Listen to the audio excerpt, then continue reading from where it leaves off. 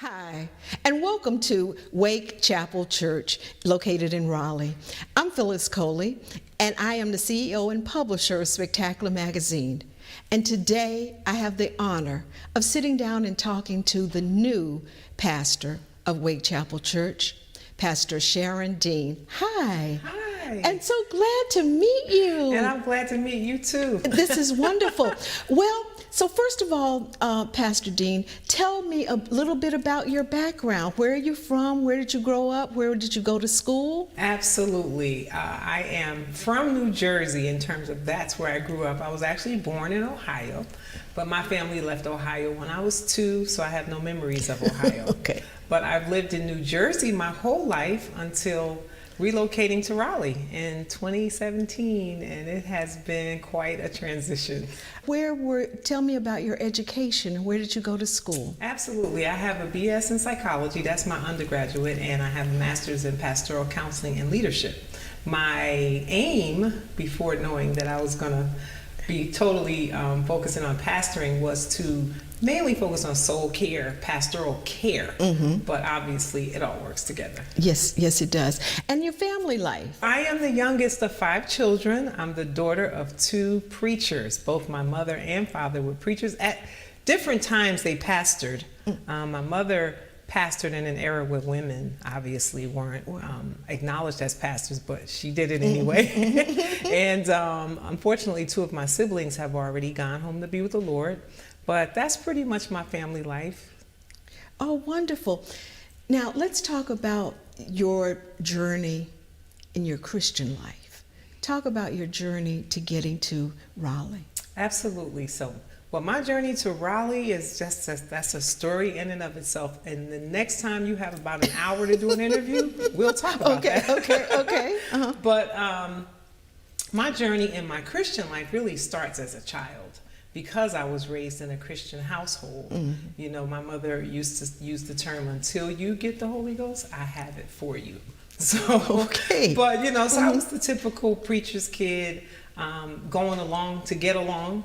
But somewhere about age 20 is when I made a serious commitment of my own to serve the Lord and to really investigate walking with Him and giving my life to Him. And in that time period also, too, even though I didn't know it was a call on my life, like I didn't know that God was sort of sending me towards ministry, I can look back on it now and clearly see that that's what was happening. Because I was always kind of like that odd one in the bunch. And just loving on God through those years and finding different junctures where He would be glorified in my life. Is this the first church that you've been on the pastoral staff? It is not. I was actually my first pastor, the pastor who was my pastor after I left my parents' care, named me his first female assistant pastor.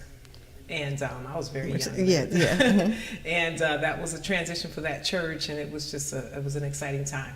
And then I co-pastored in New Jersey for almost 20 years with my now ex-husband, but we co-founded a church together, and so I have 30 years of pastoral experience prior to bringing me to Wake Chapel.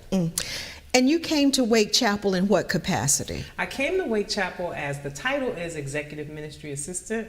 Some people will recognize that as Executive Pastor. There's a lot of different churches term it differently, but it's a frontline support role for the senior leader.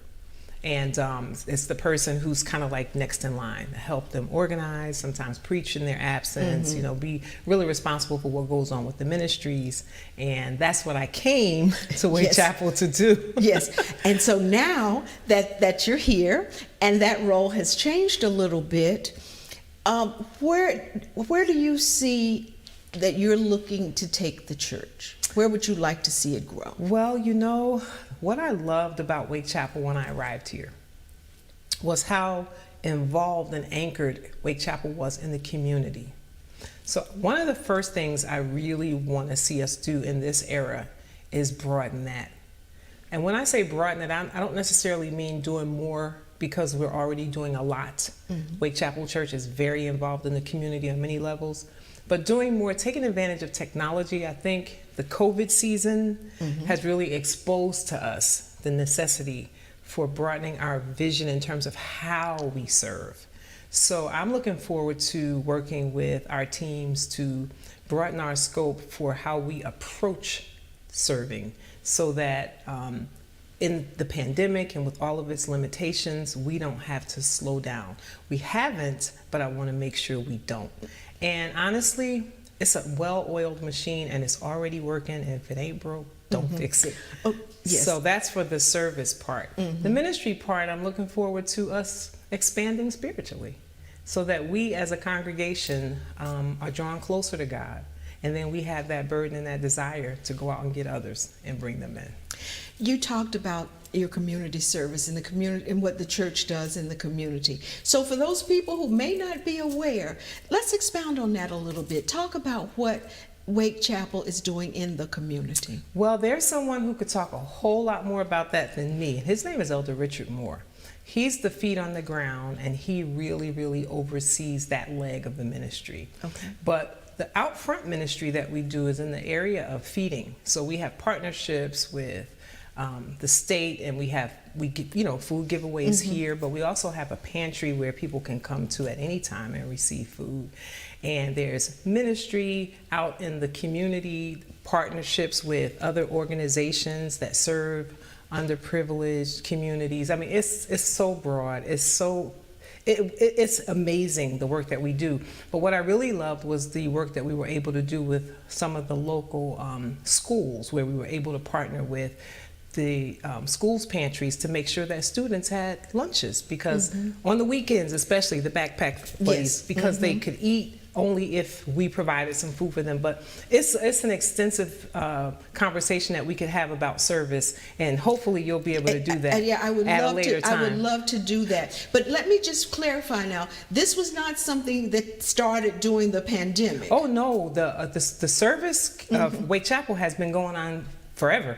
Yeah, okay. Wake Chapel is known for partnering with the community in many, many different aspects, having relationship with government officials, etc. Also, too, we just recently were able to be a host site for the vaccinations. For vaccines. Yeah, we were able to wonderful. do that. And so there's just it's a lot of different ways in which Wake Chapel is engaged in the community, showing the love of Christ, doing what God called us to do, because yes, we are his hands and his feet. And so Wake Chapel is very good at that. My understanding is that before you came, and even that you did a very large women's conference. Talk about that, and then tell me if you plan to continue that in any way. So what you're referring to is the Sharon Dean brand. So I have the Sharon Dean group. That's my personal brand. Okay. My personal brand is inspiration. Changing lives through inspiration. Okay. And included in that brand, one arm of it was to have the Sharon Dean Experience, which is a live experience for me to gather women, and men were sneaking in there too. Okay. To be empowered and to be impacted, very unscripted. Just real and raw, laughter and tears, but just a time to really empower and inspire women. And I'll tell you how it came. People just kept walking up to me saying, "Oh, you inspire me. Oh, you inspire me. Oh, you inspire me." So I said, well, let's do something with that. And through many different things that I do personally, I'm a photographer, and I used to sing a little bit. I've got some records floating around out there, and I've authored a couple of books. So all of that together made up the Sharon Dean brand.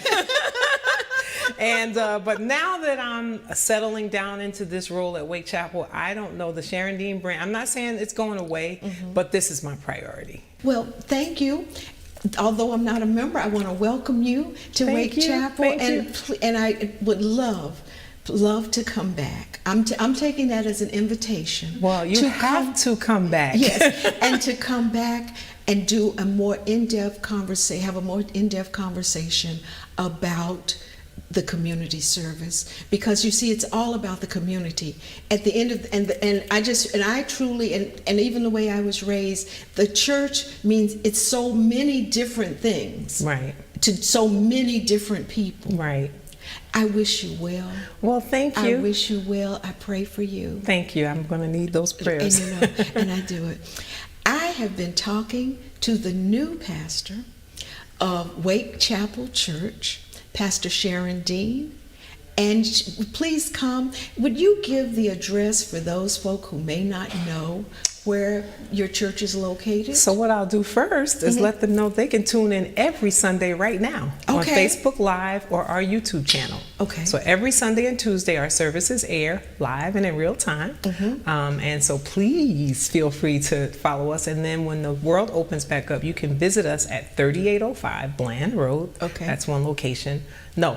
It's 3805 Tar Heel Club Road. Okay. That's our Tar Heel Club Road location. Yes. Or 4509 Bland Road. You know, I'm from New Jersey. I'm still trying to get it together. Yes. Now, do you have, when the world opens back up, do you have service at both locations on Sunday morning? We before the pandemic, we were having 7 a.m. service at our Bland Road location and 10 a.m. at our Tar Heel Club Road location. Excellent. Of course, we don't know what that's going to look like when we reopen, but if anybody's interested, just stay close, follow us on our social media, and you'll know exactly what we're doing. Thank you. That's Thank a you. wonderful place to end it. Thank you. Thank you. I wish you well.